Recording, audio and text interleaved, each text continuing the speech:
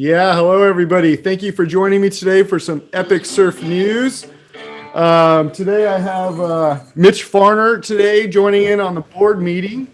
So I want to say hello to you, Mitch, and how you doing? Good, Phil. Thanks for having me today. Talk a little surf with you. That's pretty nice of you. Thanks for having me. How's your day going? Oh, pretty good, man. Pretty good. Good. Probably not as good as yours, though. You actually got some waves this morning. Yeah, Saturday. I had to get in there a little bit. Felt good. A little bit of swell still left over, and so yeah, it was pretty okay this morning. Not bad. Yeah, was there like 3 to 4 out there, or what was going on? It was 3 to 4 foot, and it was fun. There were some good waves today. I'm glad I got to surf today. It was fun. Okay, cool, man. Good wave. There were some good waves to be had. And so, Mitch, you were probably down surfing Oceanside, and you probably have a parking permit, I imagine. I do, Phil. Yeah. Okay, cool. So I just got an email a few days ago that this year they have changed the rules up a little bit. So in the past, you can get 1 or 2 passes per household. If you live in the city of Oceanside, you get a little bit of a discount, like a 50% off compared to anybody else. That's a nice thing. In the process, though, you enter in your license plate and you kind of validate that your tags are up to date and all that stuff. And so they give you 2 passes. One's a sticker, but we have the little placard guy that goes on the mirror. Is that what you have too, Mitch? Yeah, I have one of those that you hang on your rear view mirror. Yeah. Right. So in the past, you just had to have the pass and that's all they cared about. That's right. And now the new rules, I am going to see if I can share this on the screen real quick too. Okay. Here we go. So anyways, this is just what they sent me talking about all that. So basically you can't, the gist of this is you can't share passes in a sense. So sometimes my friends, Mitch, they want to come to my house first and then go surfing, right? Yeah. Now I admit I like my own car, Mitch. I like to just drive there and meet people if I can, but I got some buddies like they have to come to my house, right? Yes. And then it's kind of about who's driving and that kind of thing. And so in the past, if somebody else drove, we would take my pass if we were going to a local spot. So now I guess they are going to run. I don't know if they're going to like proactively just run every car they see, but basically if you don't have that pass matching up to your license plate, you get a ticket. So what do you know about this? I know that's true. I know that you get 1 pass will work for 2 cars if you register it that way. Right.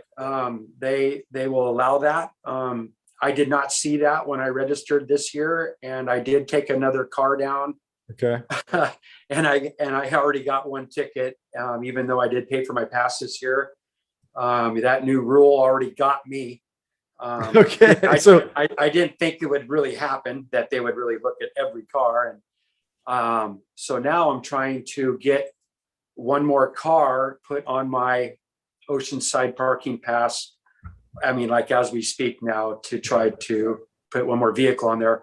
So yeah, there is a new rule change, and you explained it very well. And I'm one of the guys that got a ticket already. So how much did that set you back? I think it was $60. 60 right bucks. in that range. It was somewhere right in there. Might have been 50, but somewhere right in there. Okay, some track pad.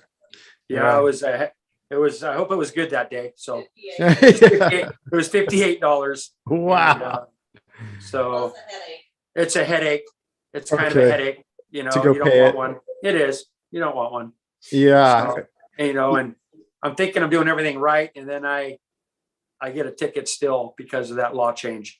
So. Yeah. Well, so there used to be motivation. So if you were the guy who was driving and you had your buddy's pass in your car that day, there was a motivation to, drop your buddy off or get dropped off without your buddy returning the pass to you. Because then until they see you next, they might have a pass for a week or 2 and surf it. So now that's been cut off, dude. There's no lending. I've lent mine out before when I wasn't here, and it worked for the person I lent it to, or a family member or whatever. But no, No, now they have to take your car and your pass. Yeah, no, your friends are your people are nice. I wasn't lending, man. People are trying to keep my pass, or you just forget to give it back is what happens, right? Uh-huh. You space it, you get dropped off, and you space pulling the tag out. So basically that's what happened. What I heard, the little inside story on that, Mitch, is that somebody from the city got caught doing that. Oh, nice. Perfect. And so they said, hey, after that, we got to. Unreal. Came back and bit him. Yeah. So everybody's paying for that one. Yeah. Uh-huh. So yeah. So that's a new rule change out there. It's nice they give you 2 cars though. Right. Think about it. Even though they did change it, at least they added one more car. So in case one broke, or maybe you have a camper on another truck that you want to take down there. So for that reason, that's kind of cool. At least they gave you 2 cars for one pass you can drive. Yeah, they were letting us do that. And I think one time I went without the pass. I didn't get a ticket in my other car. And I think they came down. I think they just ran it and were like, okay, this, it doesn't have the pass on the window, but so maybe they let me off, or maybe I just got lucky that time. But yeah, you did both, hopefully. Yeah. So anyways, that everybody, that rule's changed. So no more sharing passes. It will cost you or a friend $60. So that's it. Yeah. That's so it. we're tightening it up here in Oceanside. On that Oceanside tip, Mitch, there's more news. I'm going to share a couple other things right here, but there's more news about things that are happening and changing in Oceanside. And some of that is around, let's see here, is the wave pool. So a couple years ago, I got news of this and did a vlog on it and talked about it, was all pumped up.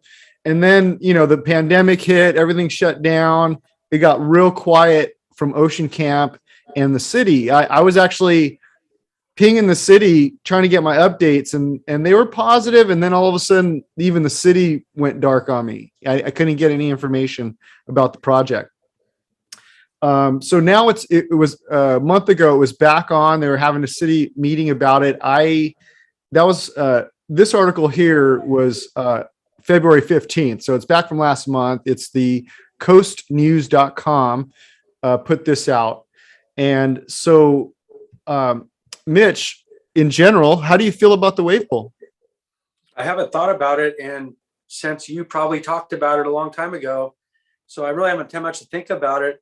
It's kind of a new thing for surfing. So I have mixed feelings. I'm not really sure. I'm not sure how good the wave would actually be. So if the wave was really good, that would be pretty cool if everybody can get a perfect wave to go try.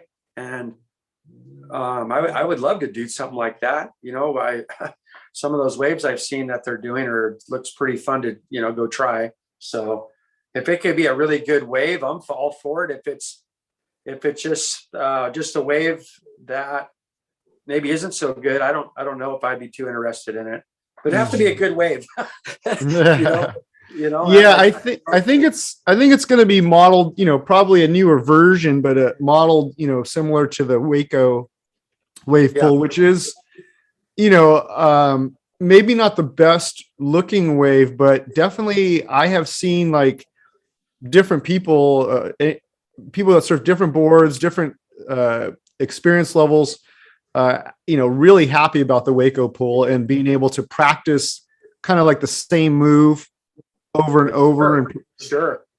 And I think I've seen some people that before they went to the wave pool, Mitch, I think I was a better surfer than them. And then now, they're doing stuff I can't even do. So yeah, that's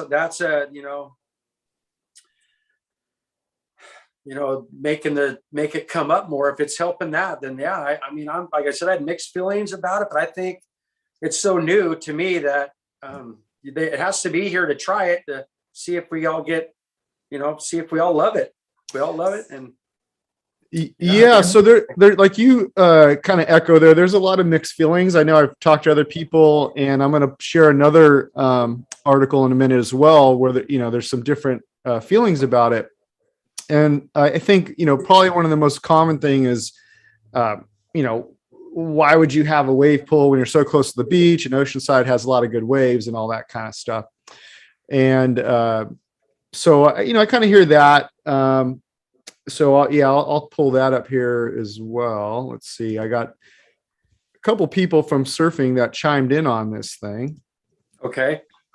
So let's see here if I can pull up the right goods. Yeah, it'd be pretty, we'd be pretty lucky to have it right here.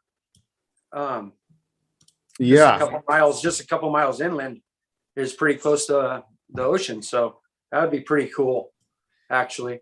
Yeah, no, I mean, I think for me, well, at least where they're talking about putting it, which is kind of in the river over there off the 76, that area could use something new, something going on. So that is a perfect, it's a good spot to do it. Between that and then like having the Shaper's Alley, which is like kind of across the street or across the highway. I think that would be a real awesome, you know, kind of mix of things going on. And there's a couple, you know, different little things in the area, but definitely I think it would help in that sense. I also think that for me personally, you know, if I could surf a freshwater wave, if I could surf it, how about at nighttime? I mean, you know, that's when I get into trouble is at night, you know. Nighttime, Phil. That's right. So if I could surf at night, I would really love that. If I could surf in a spring suit in the wintertime or something, I would really love that too. Yeah.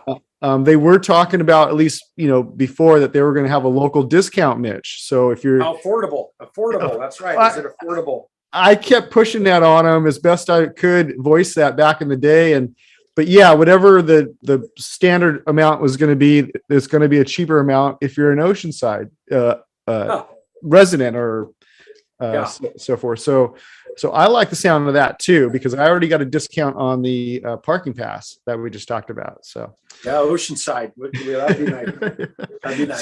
So Carolyn Krammer, you know, a pillar in the surfing community here down here. Yes. She chimed in on a different article from the San Diego Reader that just came out. I got to give a shout out to my friend Eric Mancisador, now residing in Oceanside himself. He's sent me actually both these articles timely, and it just takes me a minute to get around to them. So shoots to Eric for sending this over.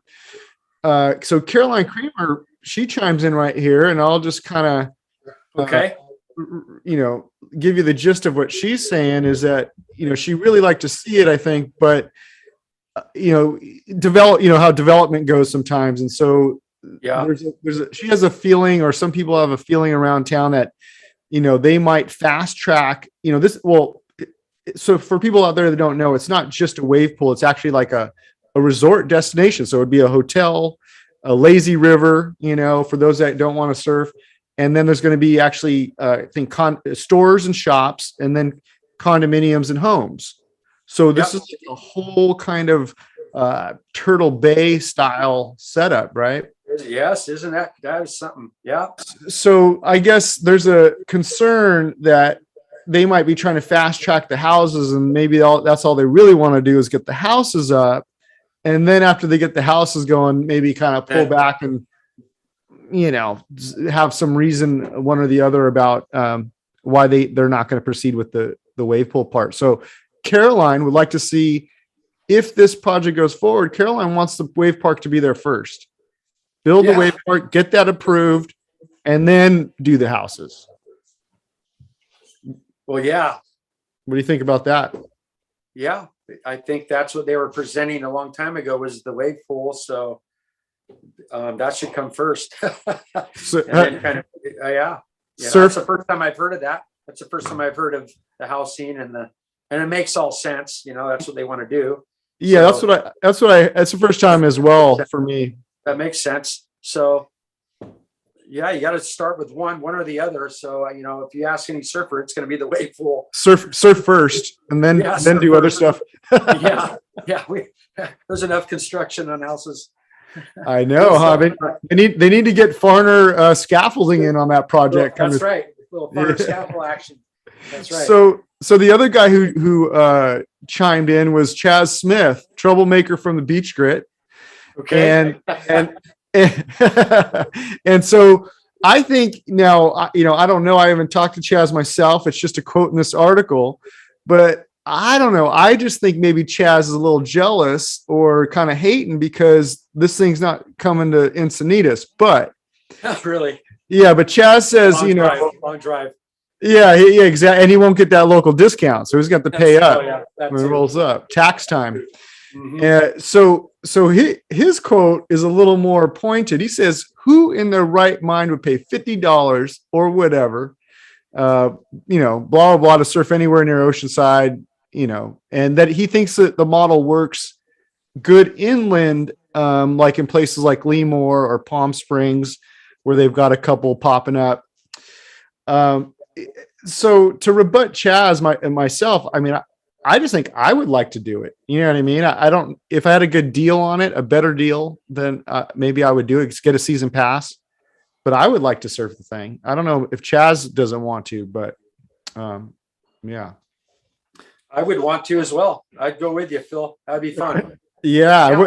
It won't be like it won't be like our In Search of big 6 to 10 blacks, but we could definitely meet there and charge a couple small waves. Yeah, that'd be fun. So check that out, everybody. If you want more information, that's the San Diego Reader. It was really an article about Amazon trying to come to town as well down the street, but I'll let you guys read into that at another time. But they kind of commingled because it's the same area. They're talking about doing a couple things. Huh. Okay. So so there you go, everybody. That is your Oceanside surf news for starting of 2022. So Mitch, I wanted to touch back a little bit. I don't know, did you get a chance to watch the Sunset Beach Comp in Hawaii, WSL CT thing? No. Okay, No. no problem. So have you surfed Sunset before, Mitch? Yes, I have. Yeah, I have. Okay. It's a long time ago. I did. A long time ago. And so how do you feel about that place? What do you think? Sunset. Yeah. Oh, it's a beautiful wave. I'd like to go back. It's been 30 years since I've surfed it, so my memory has to kick in. But when I did surf it, it was a few feet overhead, and I was a little unexperienced being so young, so I didn't really surf that well that day there. But I saw some really good waves, and I've seen good pictures over the years of that wave. So it would be a place I would love to go surf on the right day, So, yeah, it looks like a place that you would definitely want to get under your belt. Yeah. I talked to Liam not too long ago, and Liam was talking about that he had just surfed there not too long ago at Sunset, and he seemed to be pretty fired up about the place as well. So Yeah, I went at his age actually, and Liam did a lot better than I did when I went. So I give Liam some props. He did really good when he went over there. yeah, and in fact, you and I were talking, and I also talked to Liam about it. But Liam actually, I don't know, he did that kneeboard contest, which was totally different, right? Like pretty cool, like outside of the box. I mean, so he gave me the update, Mitch. I don't know if he told you, but I think he got 4th place in one of the divisions. And of course, Kevin Skwarna, he got 3rd, Phil. He got 3rd. Okay, so podium, yeah. He's a podium on the podium. Yeah, he took 3rd, man. Solid 3rd. And then Kevin got 1st in one of them. Yeah, the surfers. I was like, man, they must have been so bummed when they saw these 2 new faces. I mean, maybe they know who Kevin is, but I mean, to see 2 new faces that never show up to these comps, right? It's so good. Oh, man. Good. That is the best. It's infiltrating. So yeah. I'd like to see surfers doing that more, man. I mean, bodyboard contest, just go in there and just crush it, wild card. Good for both of those 2 guys. I saw Kevin the other day and I congratulated him, and nice. Yeah, he went there and shredded. Both of them did. Yeah, right on. That was in Huntington, south side of the pier. Can't remember the name of the comp off the top of my head, but if you get a chance, everybody go check that out. And I think Kevin has been posting some kneeboard stuff on his Instagram as well. So you can see Kevin busting some moves on that. They also got invited to the next one. It might be Peru. I forget where it is. Portugal. Not sure. So they got invited to go do another one. That is cool, man. So, cause they were just like, or at least Liam, I know he said he just kind of signed up as an alternate or extra, like, there was a waiting list basically. Yeah. Yeah. And he slid in and now he's getting the invite. See, that's cool. Yeah. He tore it up. Liam tore it up. That's so fun. So Mitch, I missed you the last time. So I didn't, last time I shared some images and content of you surfing at Black. So before we wrap up today, we should just touch a little bit on that. I don't want to wear everybody out with my experience over there because I talked about it the last 2 episodes. Hey, that's the best topic, your experience there. That was your first time. That, dude, man. I got hammered, I got hammered. But so Mitch, when did Blacks kind of come onto your radar, or at least in terms of how you've been going down there now? And then, what's some of the things that you like about the place? Okay. Well, I'd have to say a long time ago, probably 1985. That's what I was thinking. My dad had a couple jobs on top of that cliff and we scaffolded them. And I remember looking over, not knowing that was Blacks and that wave back then. Mm-hmm. And that's how I kind of discovered it, was doing construction right there. And then I continued surfing down there until now. Every winter I did take some time off due to my hip replacement. And it's just one of them waves that for me in the wintertime, it's a left. And the wave that I like is on the south end. So it's just a pumping wave for South County, just pumps. So I enjoy that beach break kind of wave. I really, really enjoy that wave. So I'm glad you went with me, man. That was a good day. Yeah. So you've been surfing their place for decades, basically. So you're super familiar. So that definitely shows. You seem very comfortable and kind of navigating your way around the spot because that day it changed. It was like looking kind of weird, and then all of a sudden it started doing its thing. And you seemed to slide over at the right time. Yeah, it'll catch you off guard like any kind of big spot. But you did good out there. You kept smiling even though you got hammered. Even though you got hammered, you were smiling. You hung in there. So I was a little startled for sure. But I really like the place. There's a lot of things I like. It's beautiful all the way around, of course, right? Like this, the whole area, the whole experience, and who are some of the people you like to surf with or watch surf when you go over there? Mitch, you want to throw some shout outs to some of the people down at Blacks? For sure, Liam. Liam is a big shout out to him. He's been my surf partner this last few winters. So Liam and I have been having a damn good time surfing together. And some of the other guys down there, I just know them when I'm down there surfing, and I give too many secrets out, but it's a good crowd down there. It's a good group of guys that surf there, and there's not a lot of back paddling and aggressiveness. It's all about what the waves coming. I don't even think you can even back paddle a 9-1, dude. I don't even know what that looks like. I don't want to either. And man, it seems to be a mellower group for such a quality wave, which that can work out for you getting a lot of good waves. So So I noticed in the background there, Mitch, that red board. Is that a new board? Yeah, it's my new surfboard for Todos next winter. And so it's going to be sitting probably for a little while, but I'm excited to try it.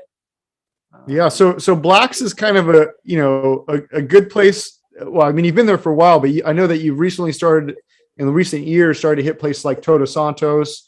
Liam was talking about Santa Cruz, maybe hitting up that direction. Is that been on your radar at all? Have you thought about heading up to Pleasure Point?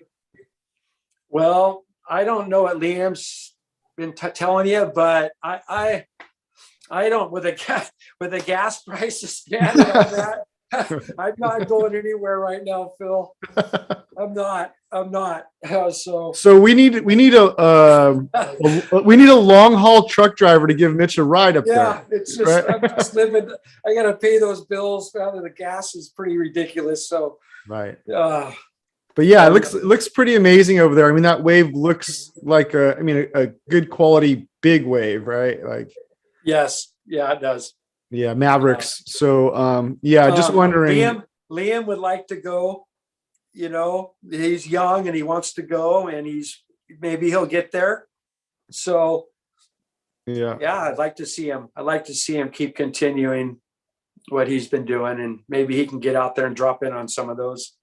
And for you, I mean, Mitch, you're used to just your day job. I mean, you're used to standing up a couple stories high, 2-3 stories high anyways, right? I mean, yeah, that's setting scaffold. Yeah. So I mean, you're used to looking at big gaps underneath you. Yeah. Well, yeah, that's true. But Mother Nature, I'm a little more scared of than my scaffold. Yeah, right. To when it gets that big, I have so much, and I'm careful on my scaffold. Don't get me wrong, but that you're always going to get hammered when you're out there. So you got to be ready. So the Totos board, the new Totos board, that red beauty over there, what are the rough dims on that thing? Okay. Duke IPA shaped me this board, and it came off of Ben IPA, one of his templates. And I believe that was one of their templates for Waimea and some big waves like that. So it's one of their designs that they've had for a while. And Duke shaped it, and it's a 10-7, and it's 22 and a half wide. Okay. And it's did you say 10-7? It's a 10-7, and it's 4 1/4 thick in the center. Wow, 4 1/4. Yeah, it's so that last one, I was talking about your last one, which it was like, I had to like palm the rail. And I think that one was under 4. That was like 3 something. No, it was 4. That one was 4 as well. Yeah, very solid. So okay, so the 10. I kind of like that. I like that kind of rail, I guess you could say. I'm gonna grab a board I just got right now. Well, so after that, I got myself a ripstick. Nice. I tried to go with a hybrid when I went with you to Blacks. I was going out of my comfort zone in a lot of different ways that day, and so anyways, I got a ripstick. It actually was on order before that, but it takes a minute to get them. So I'm going to pull that up over here in a second. But I'm also going to talk to you about IPA. Hold on one sec. Okay, go get it, Phil.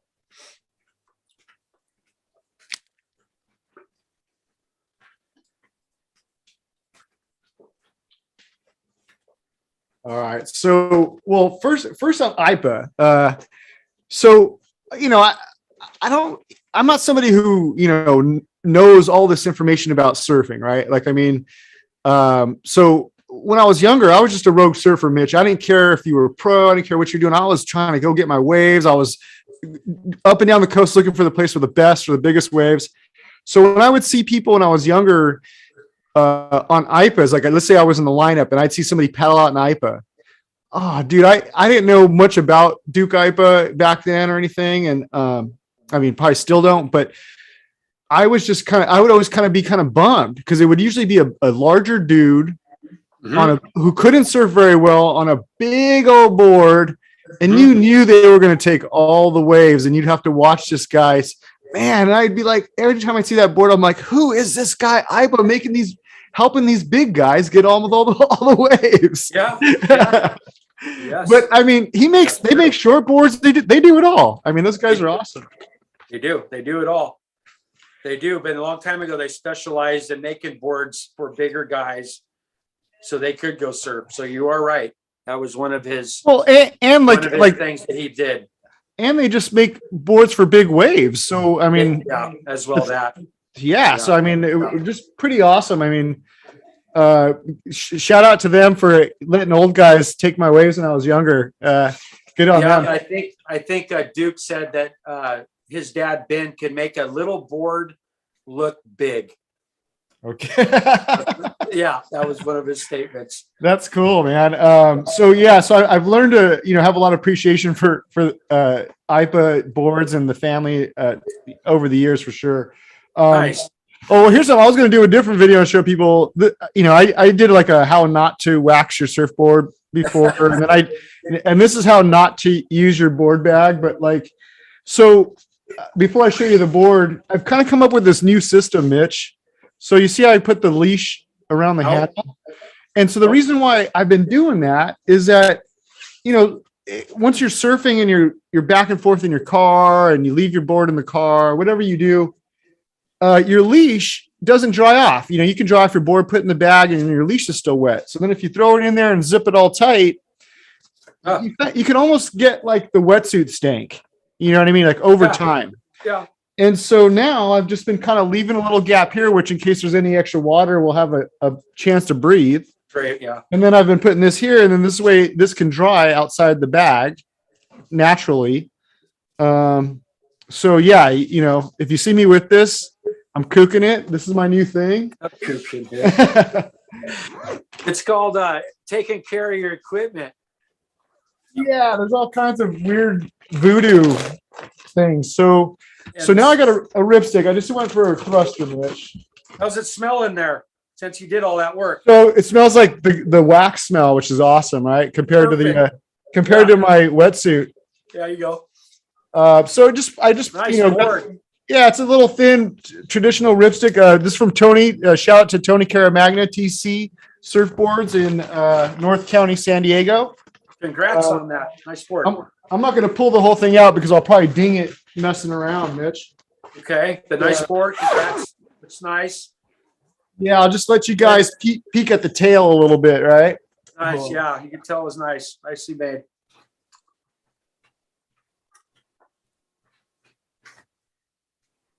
Yeah. So yeah, thanks Tony for that. But yeah, I'm real excited about that board. I haven't been on a board that small in a while, Mitch. I've been going bigger, and then I decided to kind of make sure I have one short board left, and it's kind of getting old, and so I wanted to get another one in the quiver. And I asked for a ripstick, and Tony made it a ripstick. It's pretty thin, so I've been out on it twice this week, and first day I definitely was not ripping, and then the second day I was able to link up a couple waves and felt good. So yeah, because there was some surf right this week, a little bit for you to try it. Yeah, there has. I haven't been surfing that much, Mitch, since I got pounded at Blacks, and then I got sick for a while, and then it's been like a slow return for me, but I feel really good. I feel like I'm ready to charge and hit some waves. Good. So hopefully this week and the coming weeks, I should be back out there. Trying your new board. Yeah. Riding the new board. So I'll be on the inside groveling though with the little board. Which is also a good what do you call it? A good practice of humility. And so yeah, it's been a minute since I've been on a little board, and both times I felt before I walked out into the water, I knew it was not going to be a wave count day, yeah. So but yeah, really, really cool. No, I'm glad. Looks like a nice board. Probably enjoy it. Yeah, right on, Mitch. So do you have any upcoming plans to go to Todos on the schedule? Sure. I'd sure like to be a little more ready for next year when I go. That's all. Just I've had a couple bad board selections and learned a little bit. So I'm hoping next season I can accomplish what I kind of want to do there, is surf it well. So that'd be nice to do next year. So yeah. Right on. Well, Mitch, dude, it's been so awesome having you back on the show. And thanks, Phil. You too. Thanks for having me on here. Talking about surf and your parking ticket. Hopefully you recover from that. I appreciate it, Phil. So everybody, thanks a lot for joining in today and watching us talk about surf. And I want to tell you guys, definitely subscribe and all that stuff you're supposed to do. And Epic Surf News on Amazon. So the links, I got links everywhere. Go check that out. If you make a purchase, even on Amazon, if it's not something in the surf shop there, we'll get credit for it. So I encourage you guys, start with that link and hook it up. And to Mitch, thank you again for coming on. It was really fun watching you surf at Blacks. And Thanks, yeah, Phil. I will never press you for a wave anymore again after that experience. Hey, man, I appreciate it. I'm glad you're feeling better and coming around. Yeah. So that's appreciate the that. best. That's the best news. That you're feeling better. So I like hearing that. Right on, man. Cool, man. Cool, man. Thanks a lot, everybody. You guys have a really good day, and